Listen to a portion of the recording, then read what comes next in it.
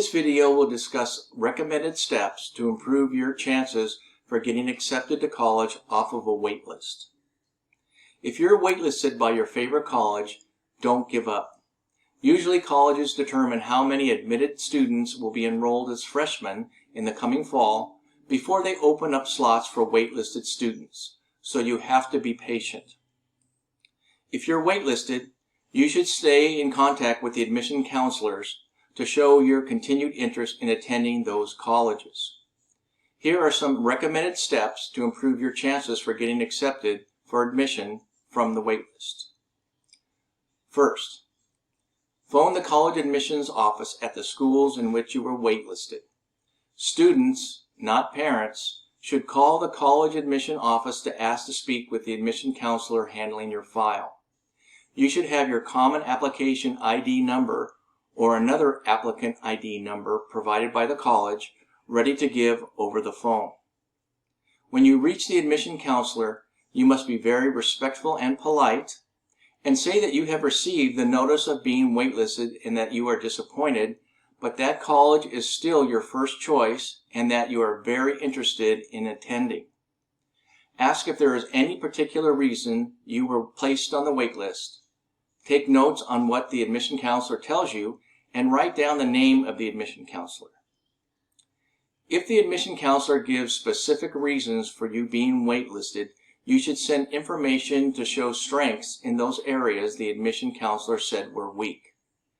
For example, if you were told your recommendation letters were not strong, in the next few days ask one of your current teachers who has not already submitted a letter of recommendation to that school to write a recommendation on your behalf for that college.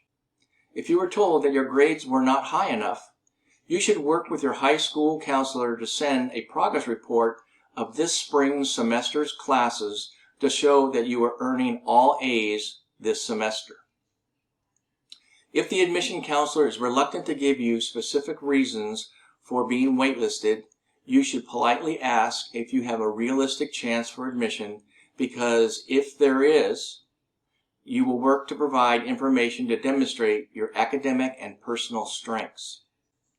Also, ask the college admission counselor if there is any sort of ranking of waitlisted students, and if so, what ranking your application was assigned.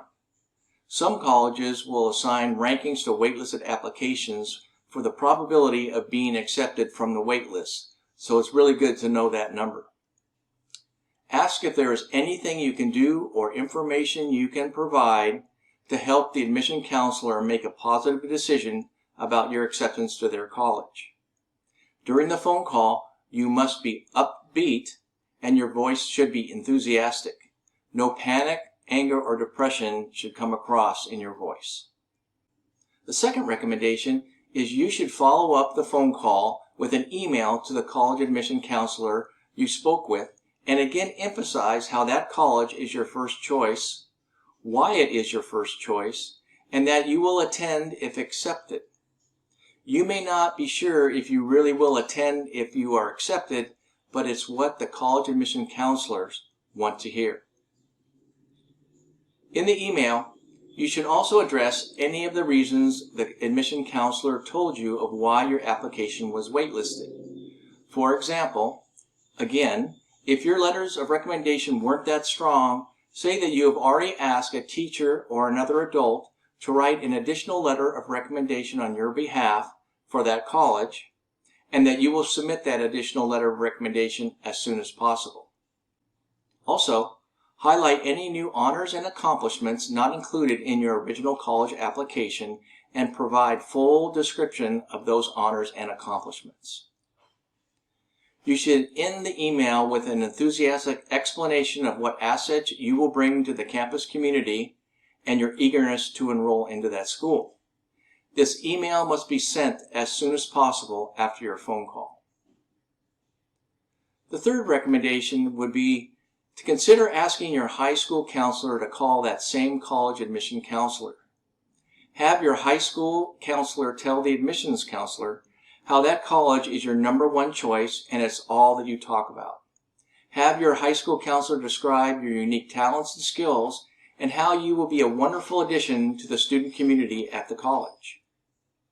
The fourth recommendation is, regardless of what the college admission counselor tells you on the phone, consider submitting an additional letter of recommendation from an adult recommender who has not already provided a letter of recommendation to that school. Do this only if the college considers letters of recommendation.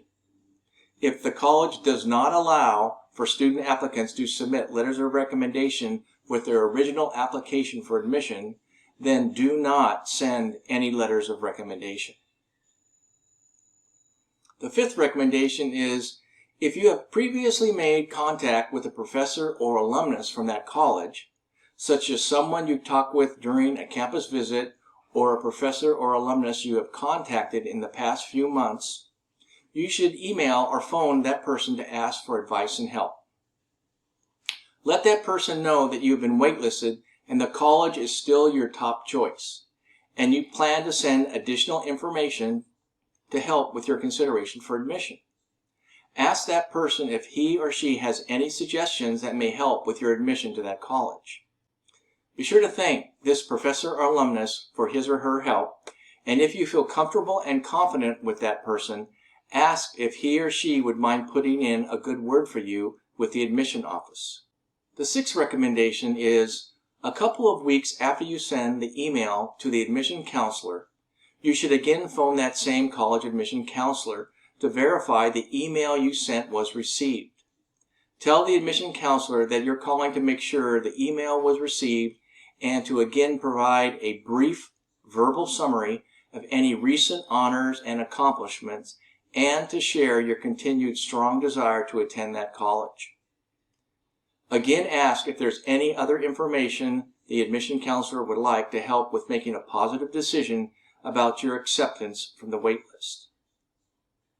Lastly, sometime between April 20th and April 25th, you should send an email to that same college admission counselor to state how you are still hopeful that you will be accepted from the waitlist and how you look forward to enrolling into that college in the coming fall. Completing these recommended steps may help with your acceptance for admission from waitlists at your favorite colleges. Hopefully your efforts will pay off and you will be considered worthy of admission and will soon receive notice of acceptance.